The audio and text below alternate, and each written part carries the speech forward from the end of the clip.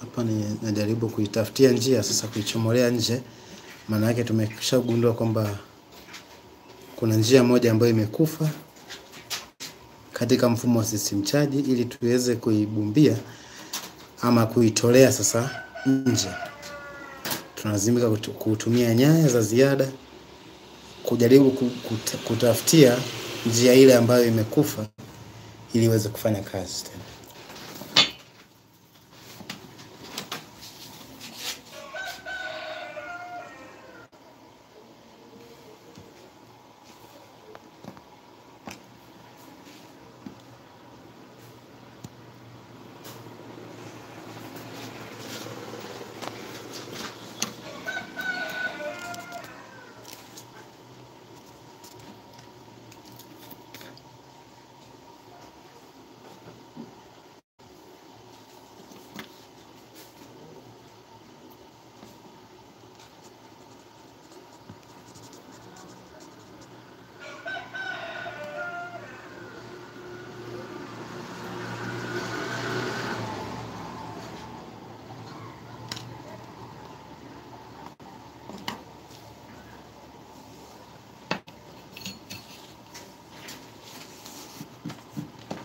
Hapo tayari tumejaribu kuitafutia njia, tumeipata kutokea upande wa nyuma.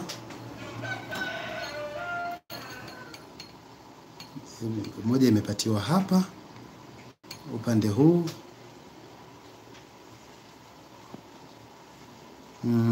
kama ambavyo tumeona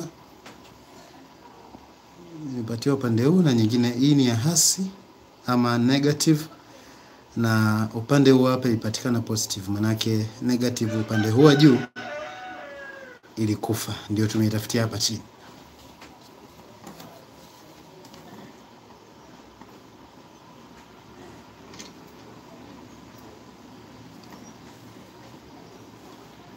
Hai.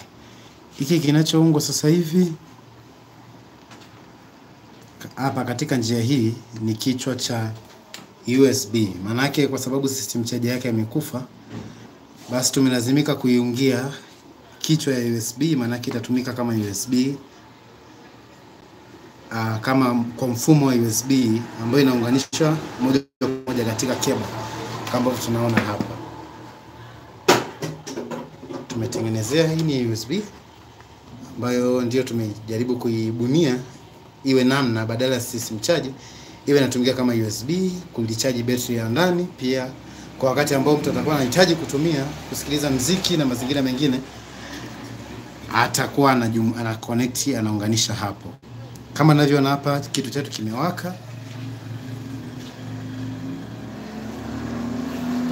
Hapa maana kilichobaki tu ni kuirudishia katika cover lake, kuiunga na kuweka USB, kuweka flash, kuweka memory card, kufungua radio yako na ikaendelea kulia.